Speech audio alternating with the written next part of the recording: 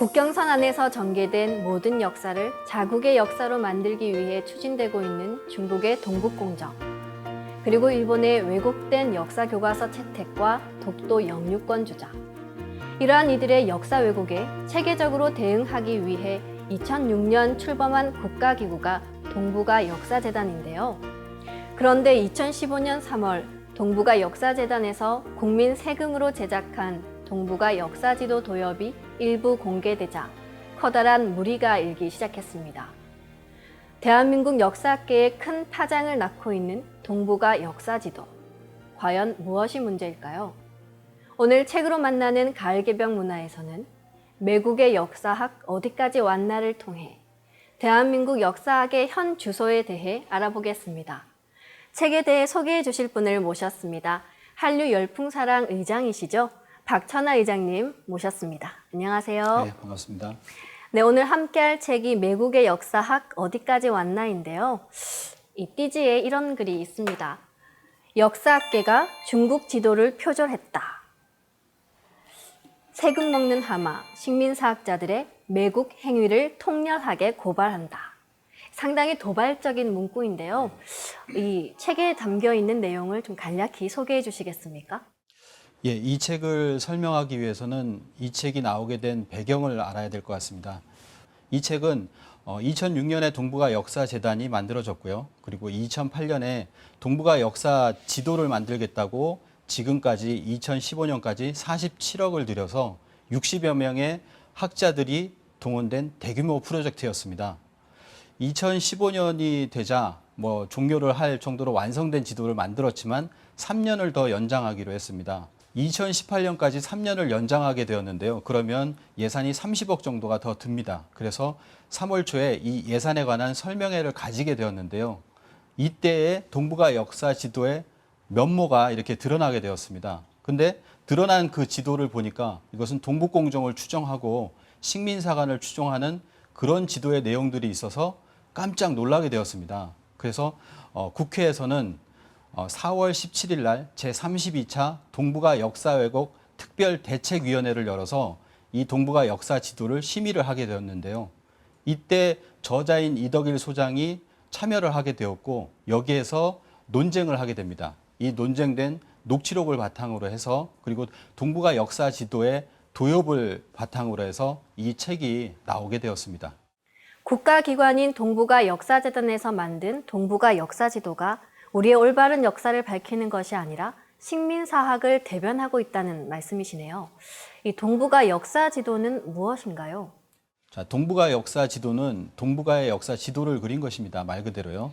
중국의 역사 지도도 그리고 한국의 역사 지도도 주체적으로 이렇게 그린 것인데요. 이 동북아 역사 지도가 나오게 된 배경이 있습니다. 그것은 뭐냐면 바로 중국의 고대사 역사 왜곡입니다. 그래서 동북아 역사재단에서 근거로 든 지도가 있습니다. 그것이 1974년에 만들어졌던 바로 담기양의 중국 북경대학교 학자죠. 담기양의 중국 역사 지도집입니다. 이 중국 역사 지도집이 동북공정에 기반해서 역사를 왜곡하고 있기 때문에 그래서 이거에 대항해야 한다라고 하는 취지에서 바로 이 우리의 동북아 역사 지도를 제작하게 된 것인데요. 근데 문제는 뭐냐면 결국 제작을 해서 지금 내놓고 보니까 바로 담기양의 역사 지도집을 통째로 베끼고 있다라고 하는 것에 큰 문제가 있는 것입니다. 중국의 역사 왜곡을 담은 담기양의 중국 역사 지도집과 같은 지도를 바로잡기 위해서 동북아 역사 지도를 만들었는데 알고 보니 그대로 베꼈다. 이해가 안 되는데요. 이 중국 역사학자인 담기양이 만든 지도면 당연히 중국에 유리하게 만들었을 것 같은데요. 이 중국 역사 지도집이 무엇인가요? 네, 말씀대로입니다. 중국 역사 지도집은 중국의 사회과학원에서 주도를 했고 그리고 담기양 교수가 총 편집을 맡았습니다. 그래서 보통 담기양의 중국 역사 지도집이라고 합니다. 이 지도집의 취지를 담고 있는 글이 있는데요. 한번 읽어보도록 하겠습니다. 각 소수 민족은 각 역사 시기에 중원 왕조에 예속되었던지 중원 왕조와 다른 자립 정권이었던지 간에 모두 중국의 일부분이다. 담기양은 동북공정이 추진되기도 전인 1982년에 벌써 이러한 생각을 가지고 있었습니다. 중국 영토 안에 있었던 모든 역사는 바로 자국의 역사다라고 하는 그런 취지인데요. 자, 쉽게 예를 들어서 말씀을 드리자면 고구려의 역사는 현재 중국 영토 안에서 벌어진 역사이기 때문에 바로 중국 역사다라고 하는 것입니다. 어떻게 보면 담기항은 자국의 이익을 대변하는 지도를 만든 것인데요. 중국의 이익을 대변하는 지도를 그대로 베꼈다라고 하는 것은 우리가 이해할 수가 없습니다. 담기항의 중국 역사 지도집이 동북공정의 단초를 제공했다고 볼 수 있겠네요. 그럼 동북아 역사 지도에 가장 문제가 되고 있는 부분이 무엇입니까? 이덕일 소장은 이 책에서 결국 동북아 역사 지도가 식민사관과 동북공정을 추종하고 있다는 것을 명백한 사실로 주장하고 있는데요. 한국사의 시간과 공간을 축소하는 것이 식민사관의 첫 번째 임무입니다. 전기고조선 1000년에서 281년의 도엽이 있습니다. 이 한국 역사 지도 중에서 두 번째 지도인데요. 첫 번째 지도는 연도가 없기 때문에 첫 지도라고 할 수 있는데요. 전기고조선이라는 말은 고조선 중에서도 가장 앞선 시기라는 말인데요. 이렇게 함으로써 서기전 2333년에 건국했던 단군조선은 자연스럽게 지워져 버렸습니다. 고조선 이전인 배달국과 황국시대까지 발굴되고 있는 마당에 고조선의 1300년 역사가 단숨에 지워져 버린 것입니다. 그리고 위만이 잠깐 나오고 한사군의 한반도 지배 420년을 지도에 그려 넣었습니다. BCE 108년에 고조선이 한나라에 의해서 망하고 314년에 낭랑이 고구려에 의해 망하기 전까지 약 420년 정도가 됩니다. 400년이 넘는 기간 동안 중국이 한사군을 설치해 한반도 북부를 식민지로 삼았다고 하는 식민사관을 반영한 지도를 동북아 역사 지도에서 그린 것입니다. 대한민국 국민이라면 누구나 저처럼 분통이 터질 수밖에 없을 것 같은데요. 이 동북아 역사 지도가 식민사관을 대변하고 있다고 하셨는데 이 식민사관이 뭔지 먼저 알아야 할 것 같습니다. 네, 식민사관의 핵심은 일본인의 관점에서 쓰여진 역사를 주입시킴으로써 우리나라를 식민지로 영원히 유지하기 위해 만든 사관입니다. 핵심은 식민지의 정당성 확보를 역사로부터 얻겠다는 것인데요. 그러기 위해서는 한국사의 시간과 공간을 축소해야 합니다. 그래서 일제는 한국사 시간을 축소하기 위해 단군조선을 부인하고 고조선을 한반도 북부로 공간을 축소시켰습니다. 일제에 의한 식민사관의 핵심은 첫 번째는 반도사관입니다. 한민족의 역사를 무조건 한반도 내에서 있었던 역사로 다루는 것인데요. 그래서 과거에 우리가 대륙에 있었던 역사라든가 해양을 넘나들었던 역사 등을 지워버리는 것이죠. 두 번째는 한민족의 역사는 식민지에서 성장했다는 것입니다. 바로 고대로부터 한반도의 북부는 중국의 식민지였고 한반도의 남부는 일본의 식민지였다는 것인데요. 그러니 식민지는 한국인 너희들의 운명이니 받아들여라 라고 하는 것이거든요.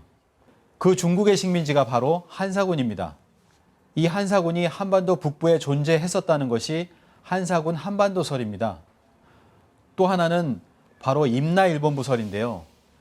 이것은 한반도 남부에 4세기에서 6세기 사이에 외가 임나라고 하는 식민지를 건설했다는 것인데요.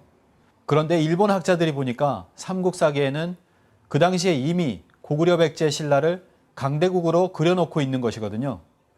그래서 여기에서 삼국사기 초기 기록은 믿을 수가 없다는 삼국사기 초기 기록 불신론이 나옵니다. 그래서 4세기 이전의 지도를 보면 국가체제를 갖춘 고구려나 백제의 지명이 지도에 보이지 않습니다. 사실 이런 기술이 상고사와 고대사에 있어서 식민사관의 핵심이라고 할 수 있습니다. 그런데 이 동북아 역사 지도는 이러한 내용을 철저히 따르고 있다는 것입니다. 이런 일이 아직도 대한민국에서 일어나고 있다는 사실이 믿기지가 않습니다. 그럼 동북아 역사 지도를 보면서 어디가 어떻게 문제가 되는지 한번 알아보겠습니다. 책을 보면 우선 삼국지에 나오는 위초고 지도인데요. 위나라가 한반도 북부까지 영토를 가지고 있는 것으로 표시되어 있습니다. 네, 위초고 지도는 221년에서 265년까지의 지도인데요. 이 지도에 대해서 이덕일 소장이 의회에서 한마디를 합니다. 조조가 경기도까지 왔다는 말 들어보셨습니까? MC님께서는 들어보셨나요? 금시초문입니다. 네, 저도 금시초문인데요. 저도 삼국지를 읽어보기는 했지만 조조가 경기도는 고사하고 한반도 쪽으로 왔었다는 이야기는 처음 듣습니다. 그런데 위초고 지도에는 조조의 위나라의 경계가 경기도까지 내려와 있습니다. 말이 안 되는 지도지요.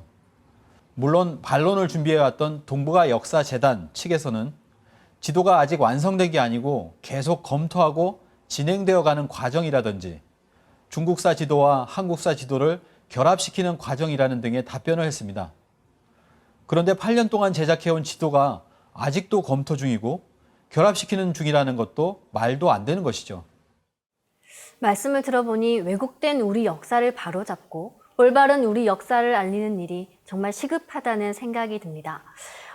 한사군이 한반도에 있었다는 것은 일제가 식민사학을 날조하면서 만든 것이라고 하셨는데요. 실제 한사군의 위치는 어디였나요? 한사군의 위치를 알려면 먼저 유물 이전에 문헌적 근거가 있어야 합니다. 그게 합당한 1차 사료가 있어야 한다는 것인데요. 한사군이 한반도 내에 있었다는 문헌적 근거는 전혀 없습니다. 그에 반해서 한사군이 한반도 바깥에 있었다는 문헌 근거는 아주 많습니다. 한사군의 위치를 알기 위해서는 한사군의 중심지였던 낙랑군의 위치를 알면 되는데요. 낙랑군의 위치에 대해서 문헌 몇 가지를 보도록 하겠습니다. 한서 설전 열전에는 낙랑은 유주에 속해 있다라고 하는 구절이 있습니다. 그리고 또 후한서 최인 열전에는 낙랑군 장잠현은 낙랑군에 속해 있는데 그 땅은 요동에 있다. 그리고 후한서 광무제 본기에는 낙랑군은 옛 조선국인데 요동에 있다라고 기술되어 있습니다. 자, 이렇듯이 대부분의 문헌은 한사군의 위치로 요동과 요소를 가리키고 있습니다. 그런데 동북아 역사지도 편찬위에서는 한사군 위치의 근거 사료를 한서지리지와 이병도 교수의 책으로 삼고 있습니다. 이 한서지리지에는 한반도 자체에 대한 언급이 단 하나도 나오지 않습니다. 낙랑군에 대한 위치 비정을 가장 많이 시도했던 조선사 편수의 출신 학자 이병도의 저서 신수 한국사 대관이 있습니다. 이 책에서 그의 위치 비정을 그대로 따랐던 것입니다. 역사학은 사료에 대한 철저한 검증과 비판을 토대로 해야 한다고 알고 있는데 자신들의 잘못된 주장을 지키기 위해 억지를 쓰는 것은 참 문제가 심각하다는 생각이 듭니다. 그럼 다음 지도 한번 보겠습니다. 고구려와 한나라의 국경선이라는 지도인데요. 고구려의 국경선이 지금 우리가 알고 있는 것과 사뭇 다르게 그려져 있습니다. 이 지도는 고구려의 국경선을 세로로 그렸는데요. 저자의 말대로 국경선이라고 하는 것은 가파른 산맥이 있거나 강이나 바다가 있어서 자연스럽게 경계가 나뉘어지는데 이 지도는 직선에 가깝게 세로로 경계선이 그어져 있습니다. 처음에 말씀드렸듯이 편찬위는 400년 동안은 반드시 한사군을 한반도 북부에 그려 넣어야 한다는 어떤 사명을 가진 것 같습니다. 314년 전에는 한반도에 있어야 하니까 당시 고구려의 강역을 그리면서도 한사군의 숨통을 틔워준 것이죠. 그런 어처구니 없는 지도이기도 하고 담기항의 지도를 베껴서 거기에 나오는 만리장성 성과 동일하게 영역 표시를 한 겁니다.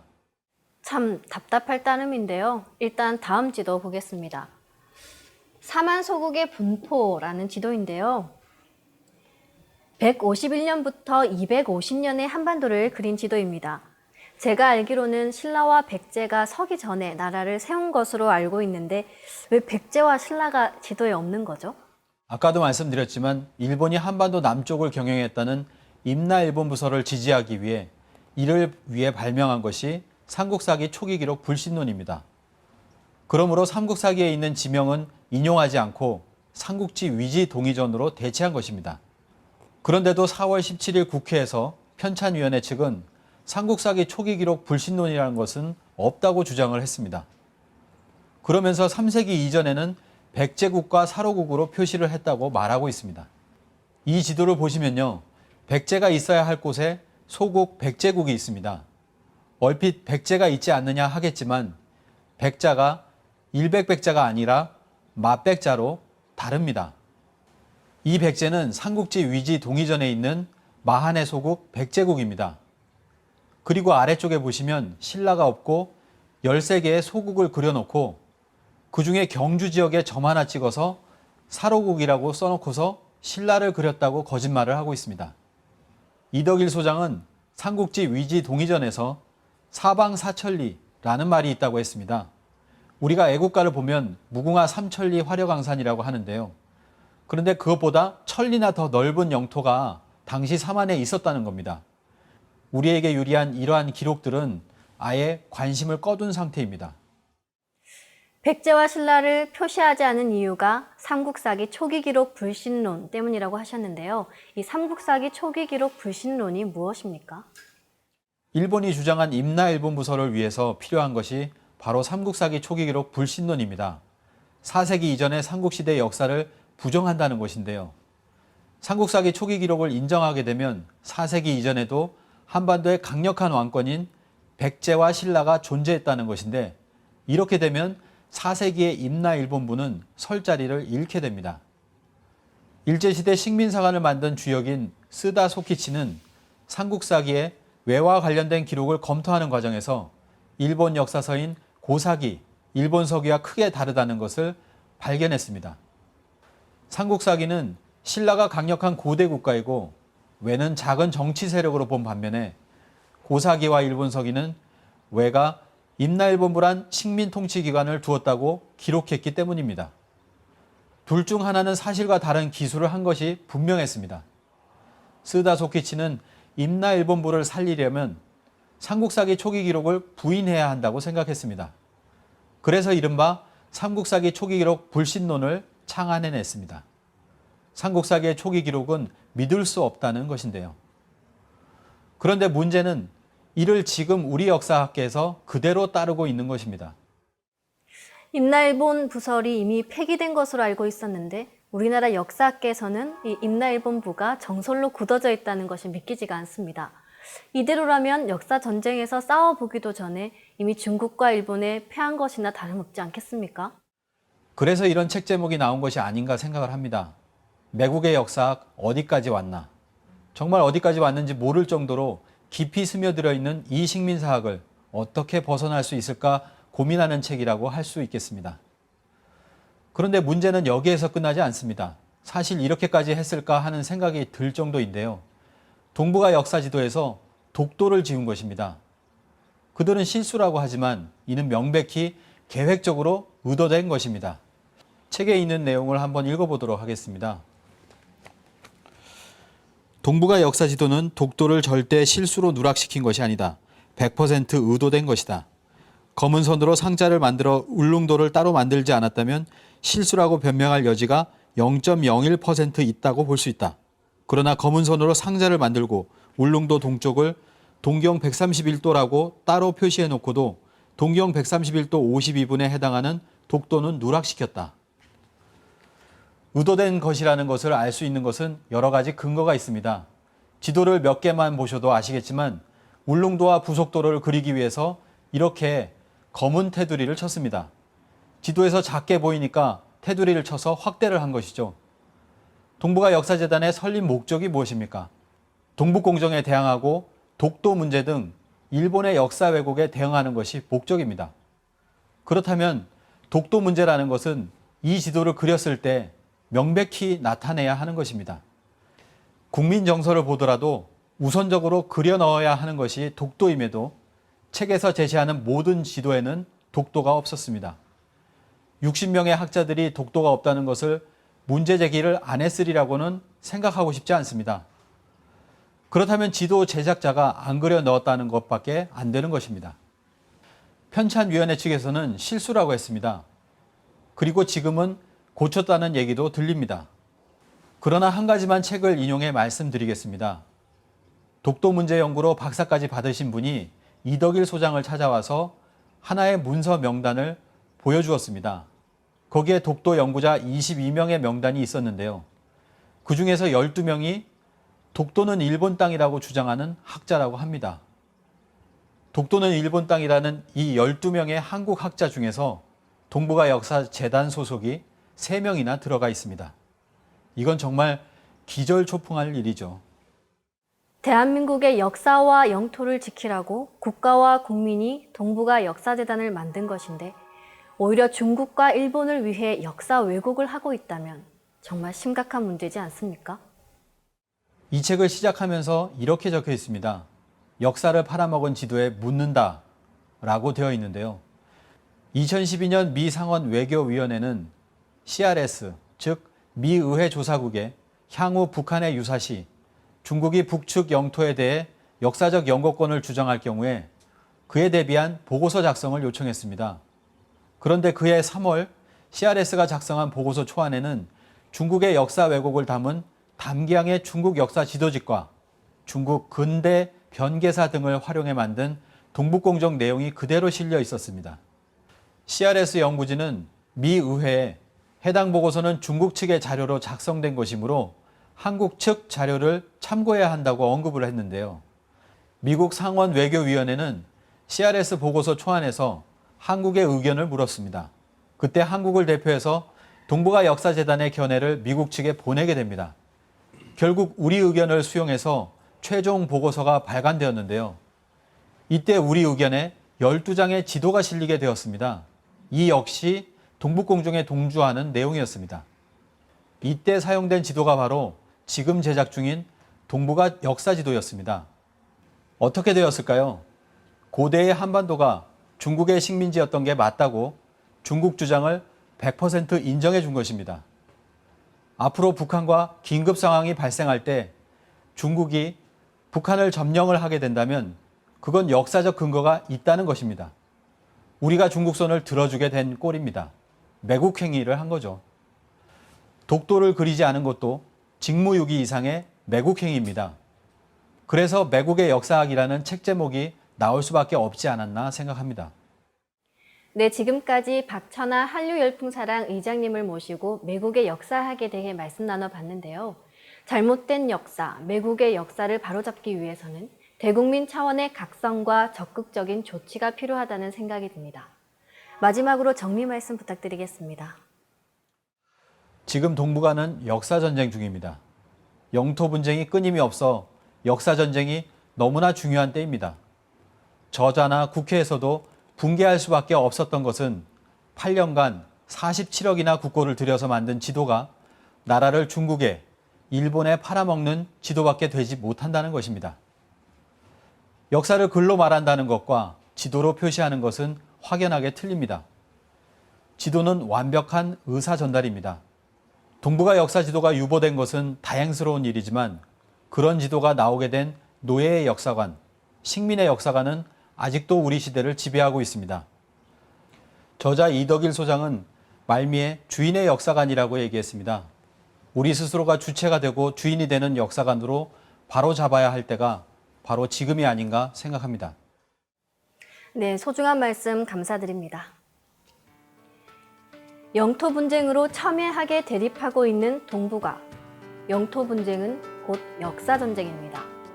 이 때문에 올바른 역사를 후세에 가르치는 일이 무엇보다 시급한데요.